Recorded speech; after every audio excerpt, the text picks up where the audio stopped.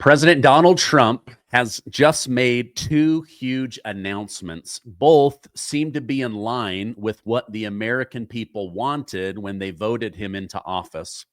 A new report links China to the Ukraine war in a way most never expected. The head of the EPA fired 144 people that openly admitted President Biden's climate change agenda was more important than following the direction of the current sitting president. Plus, I'll show you how the big, beautiful bill helps American seniors. Thank you guys so much for liking and sharing these videos. It really helps me out, so thank you so much. I hope you guys had a great 4th of July. We did. What a great way to start off the 250th anniversary of the United States of America. There is a dark and mysterious side to the Russia-Ukraine war I hadn't caught on to until today. Let me share with you. President Trump's been working hard to end the Russia-Ukraine war. I've told you about how he's been on the phone endlessly with Vladimir Putin of Russia and Volodymyr Zelensky of Ukraine, pushing for peace. He wants America out of this mess, saving us money, stopping the bloodshed on both sides. To put it simple, Europe and NATO want to keep the war going. And I've covered how they're using this war to not only make Russia the enemy, but to cover up the fact that their economies in Europe are shrinking. However, they both want to keep the United States bankrolling this war. Here's the kicker. China has quietly been stirring the pot. Their top diplomat let it slip to the European Union that this war is actually perfect for Beijing. It keeps the United States and Trump distracted, tied to Russia, while China is out securing global trade deals and pushing to weaken the US dollar. They see Russia doing the heavy lifting, keeping us busy so that they can make moves at the Panama Canal with our trade partners in the Pacific Ocean. Europe's begging China to stop helping Russia and to allow them to buy rare earth minerals, but China is playing it smart. They want Trump and NATO and Europe distracted by the war while they seek for global dominance. Now, Trump's fighting to pull us out of this. However, NATO is desperately trying to pull us back in, and China is happy to have everything happening while they try to undermine the United States. Now, did you know that recently President Trump and DOD Secretary Pete Hegseth stopped shipping most weapons to Ukraine? It isn't making the news.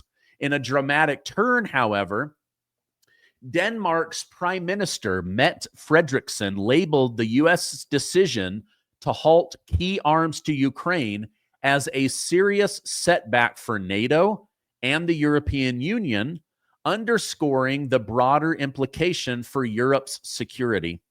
This move, driven by a Pentagon review aiming to preserve dwindling U.S. weapon stocks, has left Ukrainian President Volodymyr Zelensky angry as Europe struggles to replace critical U.S. aid. So Europe just agreed to put up $24 billion in money to support Ukraine. However, they need that money to buy our weapons.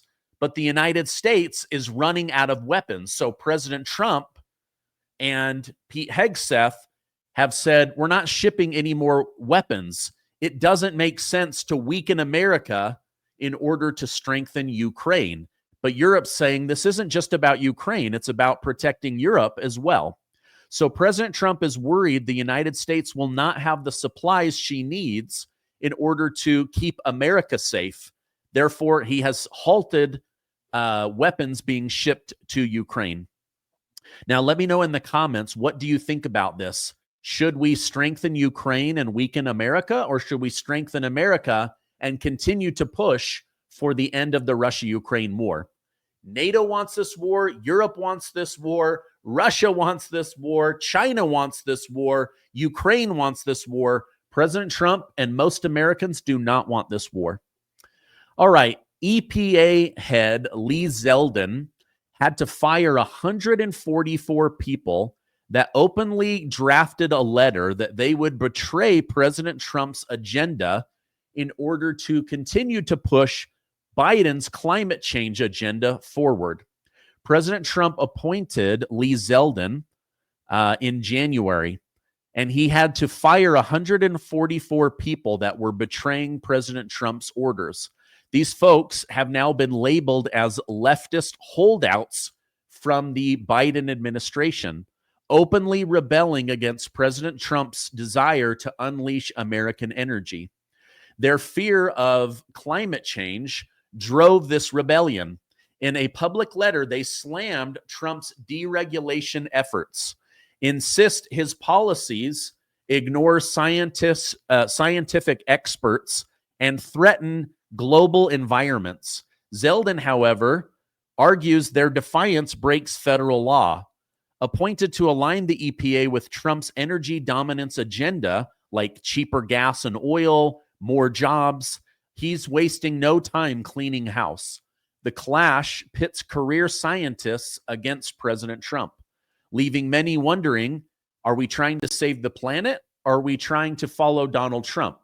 The truth is, President Trump is trying to keep America safe, allow clean energy to catch up with our desperate need for oil and gas. President Trump believes that energy is a national security risk. He also believes in making money so that we can pay off our national debt and remain the world's superpower. He's not against electric cars or soil. In fact, he just signed one of the largest deals to get nuclear energy going, one of the cleanest energy resources on planet Earth. He wants 315 million Americans to have the right to affordable oil and gas while keeping America the dominant superpower. Now, let me know in the comments, do you support President Trump? Do you see what he's trying to do?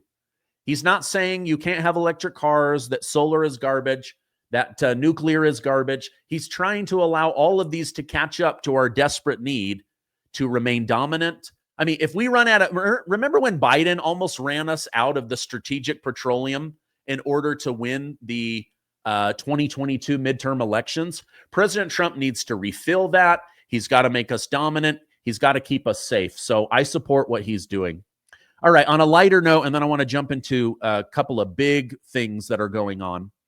On July 4th, Joey Chestnut won the Nathan's Famous Hot Dog Eating Contest, where he successfully ate 70 and a half hot dogs with their buns in 10 minutes.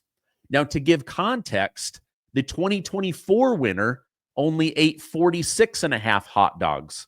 So this Joey Chestnut absolutely dominated the contest. Now, let me know in the comments, could you eat 70 and a half hot dogs and buns?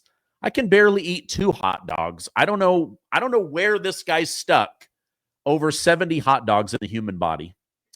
All right, now some breaking news. President Trump and his economists are seriously looking at ways to eliminate property taxes for Americans and return true home ownership rights to the American people.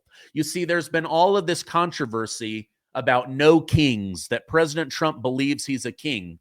The reality is we haven't had a king in 249 years, but if the federal government controls your property ownership in the form of ever-increasing taxation, then the federal government is the king and you are the serf that never fully owns your land or property.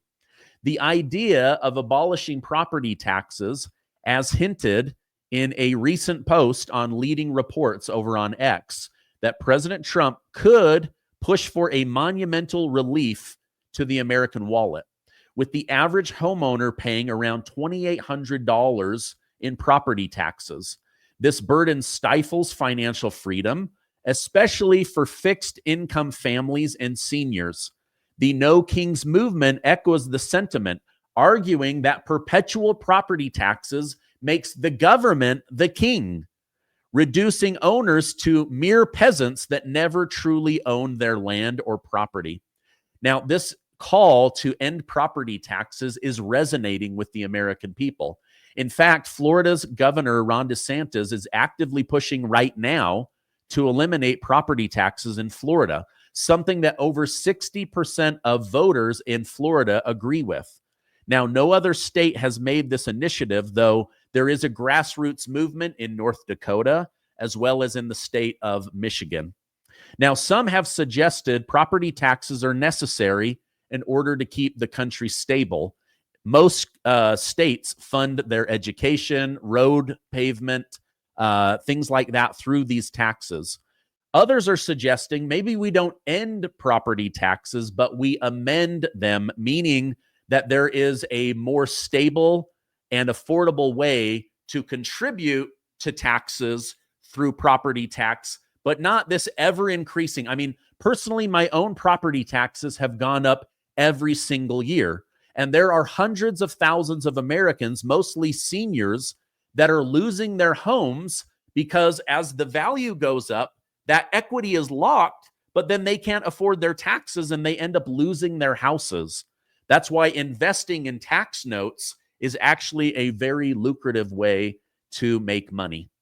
Let me know how you feel about this. I'm actually open to getting rid of property taxes. I'm also open to amending it. I understand there's got to be some tax. Even as a libertarian on paper, I understand it. No one's going to volunteer to give money to repair roads or send people to school, but we need an educated population. We need sidewalks, clean water, all of that. I understand all of that, but it does make us kind of beholden to a government, federal government, right? A king, if you will.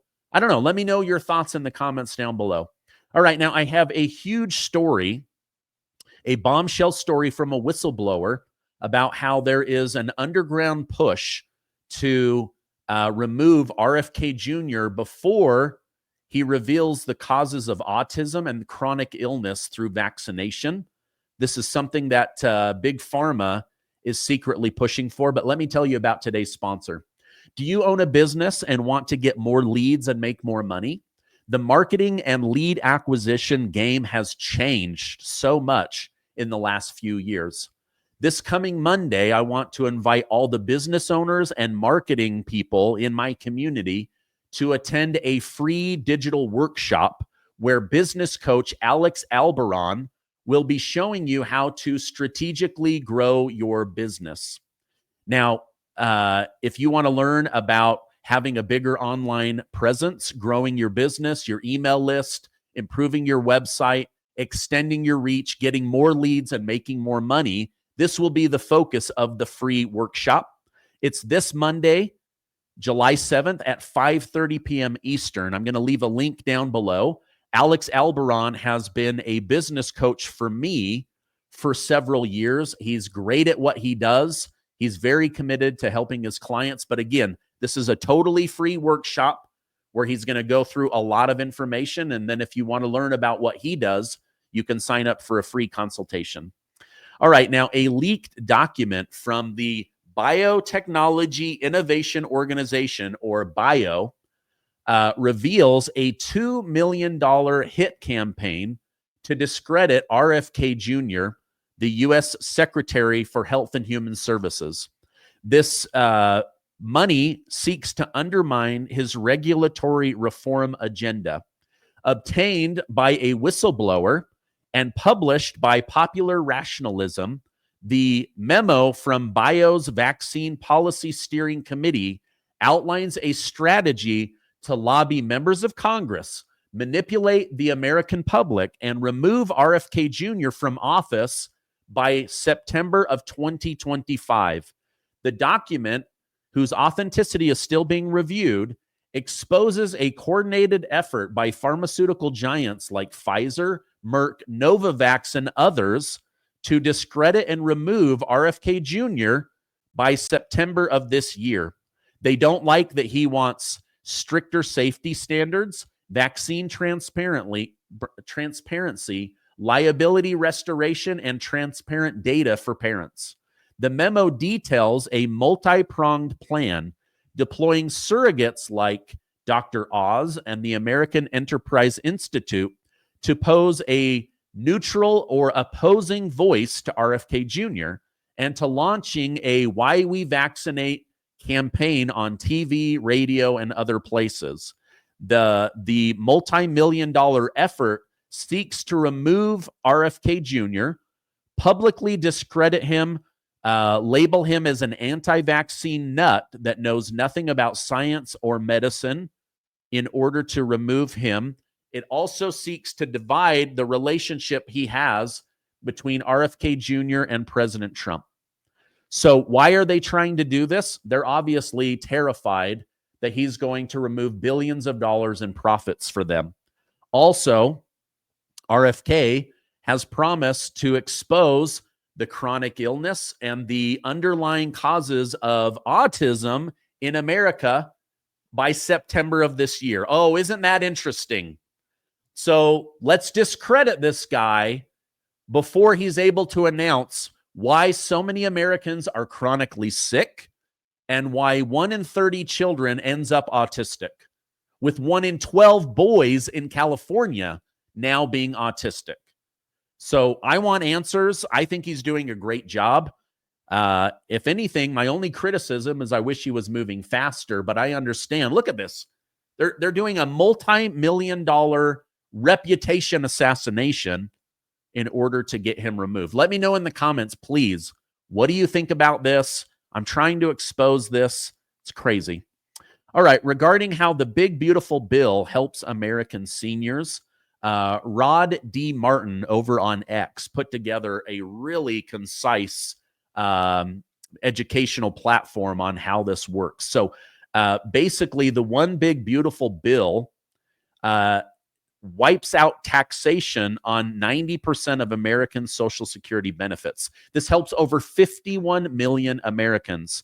This move aligns with a 2024 campaign promise by President Trump to eliminate taxes on Social Security. Now, historically, taxing Social Security began under Ronald Reagan, was made even bigger under Bill Clinton, and the Post walks us through what this does. Again, 90% reduction for most Americans on Social Security. The Social Security Administration states 88% of seniors will pay no federal tax on their Social Security benefits. President Trump is looking for ways to get rid of the rest.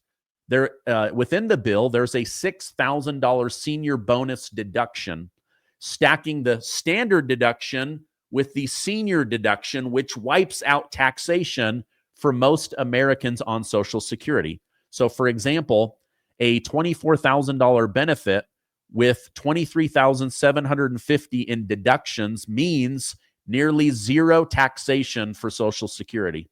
The bill makes the 2017 Trump tax cuts permanent and expands family deductions, as well as gives the largest tax cut to the middle class. Now, this is permanent. This is something they should have done in 2017. This has Democrats furious. Social Security Commissioner Frank Bizagnano calls this a historic step forward for Americans. Democrat leader Hakeem Jeffries opposes it as an assault on the welfare state and wants to retain the tax revenue from seniors so that he can fund welfare programs. Now, isn't that messed up? They force you to pay taxes. They then give you less than you would have got just putting it in the S&P 500 or buying gold or the Dow Jones. And now you have the top Democrat leader just under Chuck Schumer saying, we have to keep taxing senior citizens so that we can fund the welfare program. Well, there's plenty of money for the welfare program, especially if illegal immigrants aren't taking that money. So Democrats always want to rob Peter to give money to Paul, but it's just wrong. Now, Trump argues senior Americans should not be taxed on forced contributions into the Social Security Trust. This is a huge tax relief, and this bill protects seniors on Social Security while delivering the largest tax cut to the middle class. Pretty crazy, right? All right. That's my update for today. If you missed out on yesterday's viral video, I talk about the assassination attempt on President Trump right here. I also talk about how members of Congress are calling for President Trump to be put on Mount Rushmore. It's an incredible update. Go check it out. Also, give this video a like, hit that subscribe button. We're less than 10,000 people away from 2 million amazing truth seekers. I love you guys. Check out that video right there, and I'll see you on the next video.